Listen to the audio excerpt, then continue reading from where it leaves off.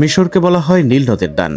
হাজার বছরের প্রাচীন সভ্যতার নীরব সাক্ষী এ নদীর তীরেই গড়ে উঠেছিল ফেরাউনিক সভ্যতা, নাকাদা ও বদ্রী সংস্কৃতি।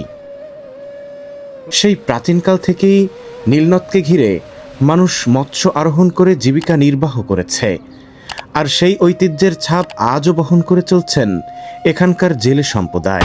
বড়শির নানা সরঞ্জাম কিন্তু তারা মেরামত করতেছে। এই যে দেখুন,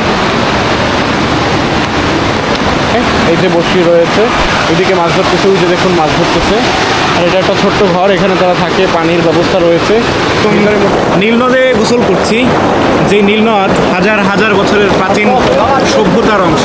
এখন আমাদের সাথে যারা আছে ভাইয়েরা মাছ ধরতেছে, ভালো মাছ পাইছে। আর এই দিকটাতে হচ্ছে মাছ ধরা কমপ্লিট, এখন হচ্ছে তারা ওই মাছগুলোকে কাটতেছে। এই যে দেখুন মাছ, পর্যাপ্ত মাছ পেয়েছি আমরা। ভাই কেমন লাগে মাছ ধরতে? এটা অসাধারণ, মানে এখানে এসে যে এভাবে মাছ পাবো কখনো যদি জানতাম, আগে জানতাম তাহলে জাল নিয়ে আসতাম। বন্ধুরা দেখুন মাছ ধরতেছে জাল মেরে। এই যে দেখুন, Minain Indonesia? Indonesia, itu Minin. Bangladesh? Bangladesh. সালাম আলাইকুম। এই যে দেখুন এখানে কিন্তু অনেক মাছ রয়েছে, এদিকেও মাছ রয়েছে, সুফ কাঁকড়া রয়েছে এইদিকে, এই যে কাঁকড়া, এই যে দেখুন ওদের বড়শি। আজকের ভিডিওতে আমরা দেখব নীলনদের তীরবর্তী গ্রামীণ জনপদের মানুষের সংগ্রামী জীবন, জীবিকা এবং হাজার বছরের পুরনো এই নদী নির্ভর সংস্কৃতির ধারাবাহিকতা। আসসালামু আলাইকুম ওরহমতুল্লাহি ওয়াবারাকাতু। তপ্ত এক দুপুরে মিশরের রাজধানী কায়রো থেকে আপনাদের সবাইকে শুভেচ্ছা জানাচ্ছি। বন্ধুরা, আজকে আমরা যাচ্ছি নীল নদের অববাহিকায় গড়ে ওঠা একটি গ্রামে। মূলত নীল নদের দান বলা হয় মিশরকে। মিশরের চতুর্দিকে যেদিকেই মানুষজনের জনবসতি রয়েছে কিংবা মানুষজনের বসতি গড়ে উঠেছে, 5000 বছরের প্রাচীন যে সভ্যতাগুলো গড়ে উঠেছে মূলত নীল নদের অববাহিকায়। তপ্ত দুপুরে মিশরের রাজধানী কায়রো থেকে শুরু হলো আমাদের আজকের যাত্রা। গন্তব্য সেই নীলনদ তীর, যেখানে ইতিহাস, প্রকৃতি এবং মানুষের জীবনযাপনের হাজার বছরের এক অদৃশ্য বন্ধনে জড়িয়ে আছে। এই নীলনদের অববাহিকায় বিকশিত হয়েছিল প্রাগৈতিহাসিক নাকাদা ও বদ্রী সংস্কৃতি। পরবর্তী সময়ে এখানেই উত্থান ঘটেছিল বিস্ময়কর ফেরাউনিক সভ্যতার। যুগের পর যুগ নীলনদ মিশরকে দিয়েছে পানি, উর্বর জমি, যোগাযোগ ও জীবিকার নিশ্চয়তা। তাই মিশরকে যথার্থই বলা হয় নীল নদের দান। আজকের যাত্রায় আমরা তুলে ধরব নীল নদের তীরবর্তী জেলে সম্প্রদায়ের জীবন সংগ্রাম, তাদের প্রাচীন মৎস্য আরোহণের ঐতিহ্য এবং নদী ঘেঁষা জনপদের অনন্য প্রাকৃতিক সৌন্দর্য। শুধু তাদের মাছ দেখাই নয়, নীল নদের বুকে নিজেরাও ছিপ ফেলব, ভাগ্য সহায় হলে মাছ নিয়ে ফিরব ইনশাআল্লাহ। কায়রো থেকে এগিয়ে যাওয়ার পথে আমাদের সামনে পড়ল তাহরির স্কয়ারের ঐতিহাসিক ইজিপশিয়ান ন্যাশনাল মিউজিয়াম। 1902 সালে উদ্বোধন হওয়া এই জাদুঘর মধ্যপ্রাচ্যের অন্যতম প্রাচীন প্রত্নতাত্ত্বিক জাদুঘরগুলোর একটি। একসময় এখানেই সংরক্ষিত ছিল অভিশপ্ত ফেরাউনের মমিসহ রাজা এবং রানীদের অসংখ্য মমি। পরবর্তী সময়ে সেগুলো ঐতিহাসিক ফারাও গোল্ডেন প্যারেডের মাধ্যমে ন্যাশনাল ইজিপশিয়ান মিউজিয়াম অফ সিভিলাইজেশনে স্থানান্তর করা হয়। তবু এ জাদুঘর আজও কালের নীরব সাক্ষী হয়ে মিশরের সুদীর্ঘ ইতিহাস বহন করে চলছে। আমাদের যাত্রা চলতে থাকে নীলনদের প্রবাহ অনুসরণ করে। গ্রীষ্মের প্রখর রোদের মধ্যেও নদীর দুপাশের সবুজ গাছপালা এবং নানা রঙের ফুল যেন মরুর বুকে এক টুকরো প্রাণের ছবি এঁকে রেখেছে। পথ চলতে চলতে আমরা পৌঁছে গেলাম ঐতিহাসিক আল কানাতির আল খৈরিয়ায়। এখানেই নীলনদের দুটি প্রধান শাখা বিভক্ত হয়েছে, একটি রাশিদ বা রোসেডা শাখা, অন্যটি দামিয়েত্তা শাখা। নীল বদ্বীপে সারা বছর সেচের পানি পৌঁছে দেয়া এবং নদী প্রবাহ নিয়ন্ত্রণের উদ্দেশ্যে মিশরের শাসক মোহাম্মদ আলী পাশা এ বিশাল ব্যারেজ প্রকল্পের উদ্যোগ নিয়েছিলেন। 1860-এর দশকের শুরুতে এর মূল কাঠামোর নির্মাণ সম্পন্ন হয়। দুর্গসাদৃশ প্রবেশদ্বার, সারিবদ্ধ খিলান, উঁচু টাওয়ার এবং বিশাল লোহার গেট দেখে মনে হয় আমরা যেন কোনো পুরনো সুলতানি প্রাসাদের অভ্যন্তরে প্রবেশ করছি। কিন্তু এগুলো মূলত নীলনদের পানি নিয়ন্ত্রণ, সেচ ব্যবস্থা পরিচালনা, নৌযান চলাচল এবং স্থাপনা তত্ত্বাবধানের জন্য নির্মিত প্রকৌশল কাঠামো। প্রায় 2 শতাব্দীর পুরনো এই ব্যারেজ আজও মিশরের প্রকৌশল ও কৃষি ইতিহাসের এক গুরুত্বপূর্ণ নিদর্শন। অবশেষে সেই প্রাচীন গেট অতিক্রম করে আমরা ব্যক্তিগত গাড়ি থেকে নামলাম। এবার স্থানীয় একটি টুকটুকে চড়ে এগিয়ে চলছি নীলনদের সেই তীরের দিকে। বন্ধুরা, আমরা অবশেষে চলে এসেছি আমাদের সেই কাঙ্ক্ষিত জায়গায়। দেখতে পাচ্ছেন যে নীলনদের পাশে কিন্তু সবাই গোসল করতেছে। ওকে, সালামু আলাইকুম Sadiq. Min aina? Indonesia? Indonesia, انت منين؟ Bangladesh. بنغلاديش. সালামু আলাইকুম। দেখতে পাচ্ছেন, এই যে দেখতে পাচ্ছেন সবাই গোসল করতেছে, ইন্দোনেশিয়ান, ওরাও স্টুডেন্ট। এই যে দেখুন তাবু, এগুলো মনে হয় ভাড়া দেয়। ভাই এগুলো ভাড়া দেয় না? ভাই এগুলো ভাড়া দেয়? এগুলো ভাড়া দেয়? 10-20 টাকা দিলে হয়। বেশি টাকা দিয়ে লাগে না। হ্যাঁ, বেশি টাকা দিয়ে লাগে না, ওরা 10-20 টাকা দিলেই ওরা আসুক, আসলে নৌকা চড়ে ওই দ্বীপে যাবো, ঠিক আছে?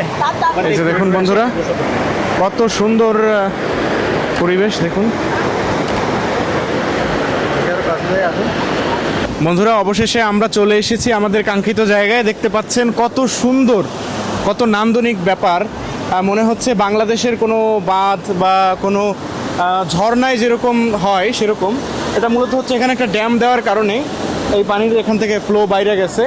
তার এইদিকে দেখুন কত সুন্দর, এই যে ঘাস লতাপাতা গুল্ম রয়েছে।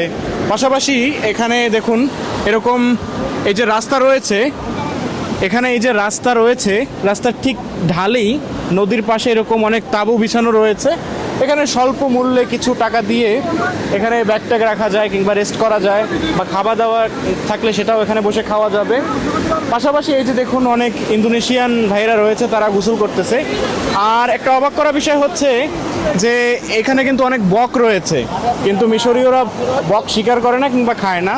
তারা মনে করে যে এরা কৃষকের বন্ধু, মানে কৃষি জমিতে যে পোকামাকড় থাকে, বিভিন্ন ক্ষতিকারক বিভিন্ন জিনিসপত্র থাকে, সেগুলো খায়। যার কারণে তারা বক মারেও না, বক খায়ও না। বকগুলো দেখেন মানুষের একদম কাছাকাছি ঘুরে বেড়ায়, একদম কাছাকাছি ঘুরে বেড়ায়, তাদেরকে কেউ কোনো ডিস্টার্ব করে না, তাদের মতো ঘুরে বেড়ায়। আর দেখুন এখানে কিন্তু অনেক বড়শি দিয়ে মাছ ধরতেছে, ওই যে দেখুন দূরে অনেক বড়শি দিয়ে মাছ ধরতেছে। তো আমরাও একটু পরে পানিতে নামবো। আমাদের গ্রুপের সবাই এখন পর্যন্ত এসে পৌঁছায় নাই। আজকে এই যে জেলেপল্লী কিংবা এই নীলনদের যে অববাহিকায় প্রায় 5000 বছরের যে প্রাচীন সভ্যতা, সব মানে সময়ের আবর্তে কিছু কিছু এলাকা উন্নত হলেও সেই 1000 বছরের প্রাচীন সভ্যতার কিছু অনুন্নত অংশ আজকে আপনাদের দেখানোর চেষ্টা করব এখানকার জেলে সম্প্রদায় কীভাবে মাছ শিকার করে, তাদের জীবনযাপন। এই যে দেখুন এগুলো হচ্ছে ছাউনি, আমরা এইখানটাতে হচ্ছে জায়গা নিয়েছি। দেখুন এখানে অনেকে নামাজ পড়তেছে। আর এদিকে ইন্দোনেশিয়ান তো ছিল, ইন্দোনেশিয়ান, ওদের সাথে আপনাদের দেখা করালাম। আর এই যে দেখুন, এই যে দেখুন অনেকেই গোসল করতেছে।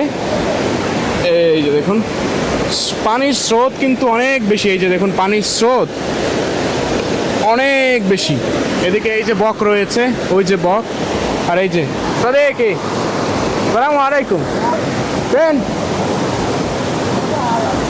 হেনাক হেনাক, হ্যাঁ বন্ধুরা দেখুন ওরা মাছ ধরছে, আমি একটু মাছটা দেখি। সালামু আলাইকুম। আইনা সামাক?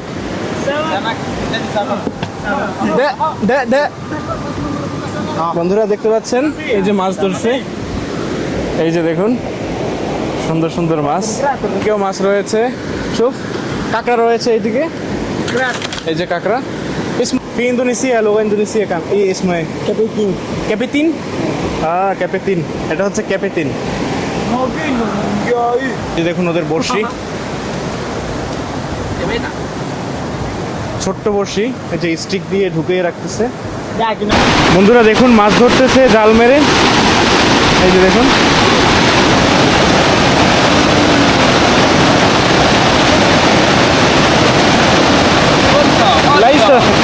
লাইসা সামাক।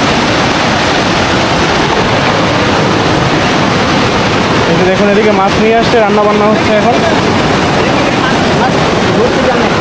না এগুলো নিয়ে আসছে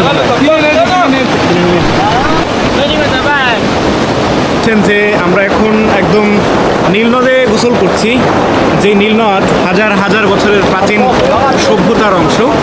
এইদিকে দেখুন আমি এতক্ষণ এখানে মাছ ধরেছি, এখন আমাদের সাথে যারা আছে ভাইয়েরা মাছ ধরতেছে, ভালো মাছ পাইছে। আর এই দিকটাতে হচ্ছে মাছ ধরা কমপ্লিট, এখন হচ্ছে তারা ওই মাছগুলোকে কাটতেছে ছুরি দিয়ে। দেখুন, আর দেখুন কী পরিমাণ স্রোত এখানে হচ্ছে। বাঁধ দেওয়ার কারণে, এখানে ড্যাম দেওয়ার কারণে মূলত স্রোত আরও বেশি ফ্লো করতেছে। দেখি মাছ, দেখি এই যে দেখুন মাছ, পর্যাপ্ত মাছ পেয়েছি আমরা। ভাই কেমন লাগে মাছ ধরতে? এটা অসাধারণ, মানে এখানে এসে যে এভাবে মাছ পাবো কল্পনা যদি জানতাম, আগে জানতাম তাহলে জাল নিয়ে আসতাম। আচ্ছা, এরপরে আমরা বাংলাদেশে গেলে জাল নিয়ে আসবো। আচ্ছা ভাই, এখানে তো করা যায়, ওই যে বড়শি নিয়ে এসে মাছও ধরা যায়। মাঝে যে ওখানে যারা ইন্দোনেশিয়ান ওরা মাছ ধরতে যেত, ওই যে ওদিকে মাছ ধরতেছে, ভালোই মাছ পাইতেছে ওরা, এই যে মাছ কাটতেছে, এই যে মাছ ধরার চেষ্টা। এই একটা জেলেদের ঘর, এখানে বসে তারা মাছ ধরে। দেখতে পাচ্ছেন এই যে বড়শির নানা সরঞ্জাম, সালাম আলাইকুম, বড়শির নানা সরঞ্জাম কিন্তু তারা মেরামত করতেছে। এই যে দেখুন, এই যে বড়শির সরঞ্জাম মেরামত করে, এই যে বড়শি রয়েছে, এদিকে মাছ ধরতেছে, ওই যে দেখুন মাছ ধরতেছে। আর এটা একটা ছোট্ট ঘর, এখানে তারা থাকে, পানির ব্যবস্থা রয়েছে, ভিতরে মোটামুটি শোয়া টোয়াও যায়, হালকা পাতলা বিছানাপত্রও রয়েছে। এদিকে তাদের একটা কুকুর। তো আর এইদিকে উপরের দিকে কিন্তু বসার জায়গা রয়েছে, উপরে কিন্তু রাস্তা, এই রাস্তা থেকে সোজা এদিকে নেমে আসা যায়। পাশাপাশি এখানে হচ্ছে এই যে নৌকা রয়েছে, নৌকা দিয়ে ওই যে একটা আইল্যান্ডের মতো ওখানেও যাওয়া যায়। তো ওখানে অনেকে গেছে, ওখানেও যাওয়া যায়। আর এই যে দেখুন বকগুলো, এই যে দেখুন চতুর্দিকে কিন্তু অনেক বক রয়েছে। এগুলো হচ্ছে তারা শিকার করে না, তারা খায় না, তারা বলে এগুলো কৃষকদের বন্ধু, এই কারণে তারা এগুলোকে শিকার করে না।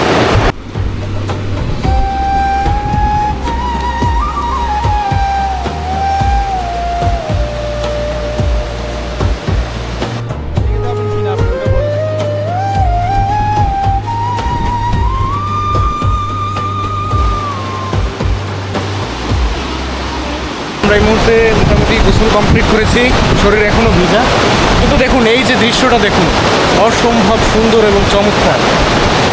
পানিগুলো কিভাবে আসতেছে এবং পানির যে পরিমাণ স্রোত, এখানে একটু পাশে দাঁড়াতে হয়, মাঝখানে দাঁড়ানো যায় না, তাহলে হয়তো অনেক দূরে নিয়ে যাবে।